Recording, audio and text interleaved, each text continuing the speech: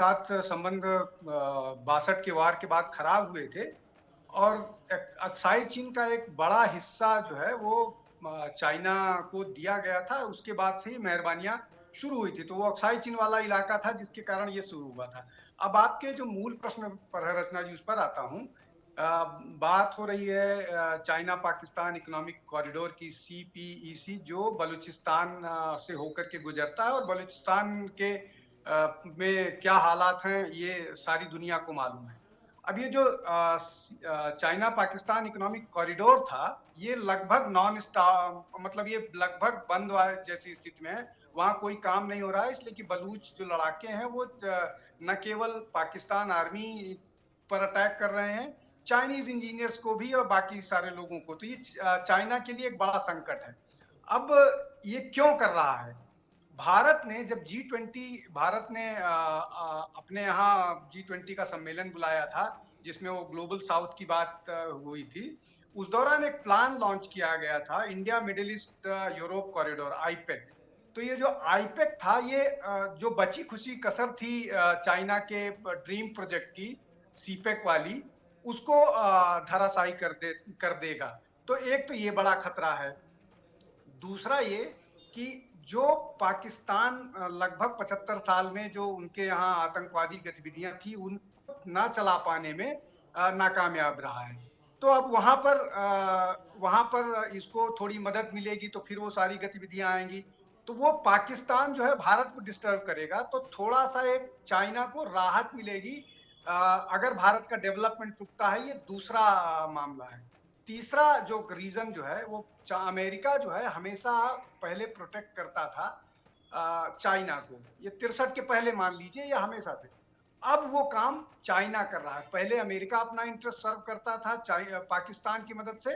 अब वो काम चाइना कर रहा है पाकिस्तान से। तो पाकिस्तान की हमेशा से ये किस्मत रही है कि वो न किसी उसके हाथ में खेलता रहा। अब जो सबसे महत्वपूर्ण बात है रचना जी, जिसको समझ लेना चाहिए कि चीन जो है वो पाकिस्तान की मदद से हिंद महासागर और अरब सागर में अपना प्रभाव रखना चाह रहा है। वो डायरेक्टली इनडायरेक्टली ये जो सबमरीन्स देगा, वो सबमरीन्स जो है वो उसमें चाइना के लोग ज्यादा होंगे या चाइना की भूमिका ज्यादा होगी, चाइना का ज्यादा प्रेजेंस होगा। जिससे वो भारत को, जो भारत चूंकि भारत ने अभी अपना इंडिजिनस सबमरीन डेवलप किया है बिना किसी उसके, और वो बड़ा प्रोजेक्ट है, उस पर काम हो रहा है। उन सब को नजर रखने के लिए, उन सब पर वो करने के लिए सीधे आने पर भारत विरोध करता है। इसलिए वो पाकिस्तान की मदद से वहां पर अपनी मौजूदगी जता करके रहना चाह रहा है। तो ये बड़ा जो 19 से चार 23 पांच के बड़े। बीच में 81% हथियार जो हैं वो चीन से ही लिए गए हैं पाकिस्तान के जरिए। अब जिस तरीके से ये बड़ी डील भी अभी पनडुब्बियों की हुई है, जिसको लेकर अभी आपने कहा कि कैसे सागर में अपना साम्राज्य स्थापित करना चाहता है चीन, ये तो बताइए क्या ये चीन जानबूझकर कर रहा है कि पाकिस्तान और कर्ज के तले दबे और ज्यादा कंगाल हो जाए और इनडायरेक्टली या डायरेक्टली कह लीजिए चीन की ताकत बढ़ती रहे? ऑब्वियसली वही बात है जो मैं बात कह रहा था। जब ये अपनी अपनी मौजूदगी यहाँ बताएगा। देखिए, सबको मालूम है कि चाइना एक नियो इंपीरियल कंट्री है। वो इस तरह से अपने प्रभाव बढ़ाता है। पाकिस्तान की हालत बहुत खराब है फिनेंशियली, उनके पास जो चाह रहा है वो करना पड़ रहा है। आप हमन टोटा की बात कीजिए। श्रीलंका ने भी ऐसा ही किया था। श्रीलंका के हमन पोर्ट के साथ क्या चाइना चाइना ने किया था, ये सबको मालूम, उस पर डिटेल में जाने की जरूरत नहीं है। पूरे अफ्रीका को, लगभग अफ्रीका के बहुत सारे देशों को चाइना ने अपनी कॉलोनी बना रखा है। तो ये जो चाइना का अपना इंपीरियलिज्म है ना, वो करेगा। अब पाकिस्तान की मजबूरी ये है कि पाकिस्तान को भारत के खिलाफ काम करने के लिए कोई भी शर्त मंजूर है, गुलामी भी मंजूर है।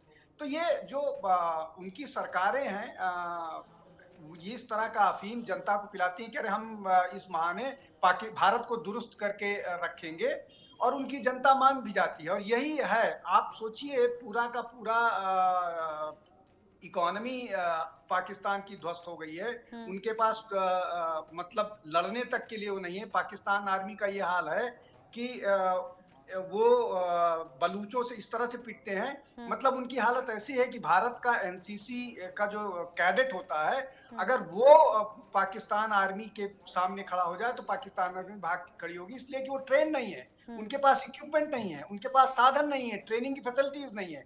वो इसलिए नहीं है कि उनके पास पहले जो बेसिक ज़रूरतें होती हैं, खाना चाहिए और पेट्रोल चाहिए, बाकी सुविधाएँ नहीं हैं।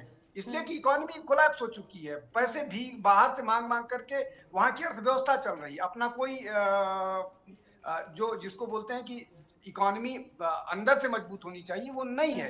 तो ये सारी चीज़ें और उसमें चाइना इस तरह की मदद करता है, जिस देश में आटे की कमी हो, जिस देश में खाने-पीने के सामान की कमी हो, वो आपको 8 सबमरीन लेके करेगा क्या? सिर्फ़ बिल्कुल। यही कि वो इस्तेमाल होना चाह रहा है बात तो सही चाइना। है।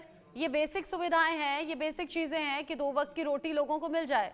हुसैन जावेद जी, जब देश में इतनी तंगी हो, इतनी तंगहाली हो, इतनी कंगाली हो, तो फिर चीन के साथ इतने बड़े-बड़े सौदे कैसे पाकिस्तान कर पा रहा है? और क्या ये सब जानबूझकर हो रहा है? और कहते हैं ना, अगर किसी को बर्बाद करना है तो फ्री की लत लगा दो, या फिर कोई ऐसी मीठी दवाई दो, स्लो पॉइजन दे दो, जिससे बाद में उसका परिणाम दिखे।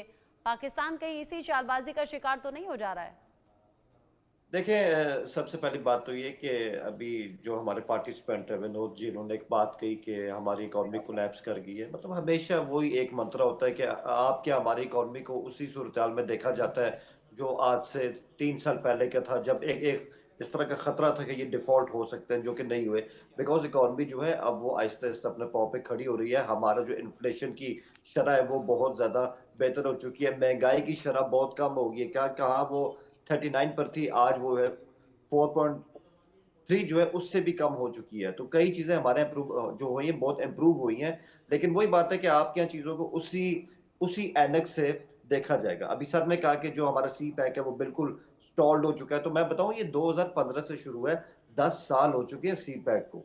और कई मंसूबे जो इसके फ्लैगशिप मंसूबे थे मुकम्मल हो चुके हैं। उसमें क्या था कि हमारा जो रेलवे है उसको अपग्रेड किया गया। 1726 किलोमीटर का मंसूबा था, काफ़ी हद तक अपग्रेड हो चुका है। हमें JF-17 थंडर जैसे जेट्स मिले जिन्होंने हमारी जो एयर फोर्स है उसको बहुत ज़्यादा ताकत दी। और अब JF-31 पे हमारी बात हो रही है जो कि स्टेल्थ की अहमियत रखता है। और जो आपने बताया, जो आपने हमारी आप दोस्तों के हवाले से बताया वो बिल्कुल सही है। चाइना के साथ हमारा वहाँ पे ताउन है, क्योंकि जो इंडियन ओशन है उसको हम ऐसे खाली छोड़ नहीं सकते। ये चाइना और इस्लामाबाद के इंटरेस्ट में नहीं है कि उसको बिल्कुल खाली जो छोड़ दिया चीजें जाए, क्योंकि अपडेट हुई वो वहाँ तो से आपने बहुत बता अहम दी। आमदोरफ्त होती है। आपने कहा एक चीज़ मैं जहां कहूँगा, जहां मैम अपग्रेडेशन एक हुआ वो तो बता दिया, लेकिन जहां एक बड़ा तबका 2 वक्त की रोटी नहीं ले पा रहा है, जुटा नहीं पा रहा है, वहां अपग्रेडेशन की जरूरत नहीं है क्या? मैं वही कहूँगा ना कि ये सब चीज़ें जो हैं, ये आपके जो एनालिस्ट हैं वो हमेशा पोर्ट्रे इस तरह करते हैं कि 2 वक़्त की रोटी नहीं, यहाँ पे लोग सड़कों पे भूखे नहीं सोते हैं। हमारी सूरत-हाल ऐसी नहीं है जैसे दिखाई जाती है। और विनोद साहब की एक बात पे तो मुझे बहुत ज़्यादा हैरत हुई है कि इंडिया का एक एनसीसी का जो 15-16 साल का लड़का है, वो भी अगर हमारी फ़ौज के सामने खड़ा हो जाएगा तो पता नहीं क्या हो जाएगा। सर थोड़ा-सा अपग्रेड हो जाइए, ऐसा नहीं है। अगर ऐसा होता तो आपको हमारी सरहद के साथ इतनी फ़ौजें रखनी ना पड़ती। ये आपकी मजबूरी है। अगर आपके एनसीसी वाले इतने तगड़े और हमारी फ़ौज नहीं कर सकती, तो ऐसा कुछ भी नहीं है। मेरे ख़्याल में जो ज़मीनी हक़ाइक़ होते हैं, उनको देख के चलना चाहिए। बल्कि हमारे यहाँ तो कई दफ़ा ये बात भी होती है। क्या ये अच्छा होता है कि इंडिया के ताल्लुकात टीटीपी के हमारे साथ कभी लड़ाकों चाइना से से अच्छे लड़कर होते, तो टीटीपी दुनिया के का सबसे लड़ाकों बड़ा से ब्लॉक डरकर बनता, सारी दुनिया पाकिस्तानी हमारे पीछे फौजियों ने होती। इस्तीफा दिया लेकिन था। वही बात है, हिंदुस्तान कई कई टीटीपी चीज़ों के को आज लड़ाकों तक से डरकर समझ नहीं सका, पाकिस्तानी क्योंकि हम फौजियों हमसाए ने हैं एक के बाद एक कि इस्तीफा दिया था, हमसाए जो होते हैं, और ये उनके बड़े साथ स्तर पर हमेशा दिया था। ताल्लुकात अच्छे होने चाहिए, चाहे वो हमारे यहाँ चाइना है, सिपाही चाहे वो ऐसा नहीं पाकिस्तान करते है। हैं। हुसैन जावेद जी, टीटीपी से डरकर पाकिस्तानी फौज में बड़े स्तर पर इस्तीफे हुए थे, ये आपको पता होगा। यहाँ ऐसा नहीं होता। फौज मतलब देश से प्रेम, देश सेवा की भावना और देश के लिए मर मिटने की भावना, ये रहते हैं हमारे देश के सिपाही, हमारे देश के जवान। इस बीच एक बड़ा अपडेट भी है। अयाची के चक्कर में फंस गए हैं कई चीनी अफसर। रोमांटिक साजिश में फंसा है यहाँ पर झांग नाम का एक अधिकारी। एक क्लब में रंगे हाथों पकड़ा भी गया है सरकारी अफसर। डर की वजह से जिनपिंग का टॉप सीक्रेट इसने डर की वजह से लीक किया। अधिकारी ने जासूसी एजेंसी को कई गुप्त जानकारियां भी दी हैं। चीनी खुफिया agency ministry of state security ने हाल ही में एक सनसनीखेज खुलासा किया है, जिसमें चीन के विदेशों में तैनात अधिकारियों को जाल में फंसाकर उनसे गोपनीय जानकारियां लीक कराने की बात सामने आई है। बताया जा रहा है कि विदेशी जासूसी एजेंसियों ने इन अधिकारियों को पहले स्पेशल सर्विस के नाम पर अय्याशी के चक्कर में फंसाया और फिर उन्हें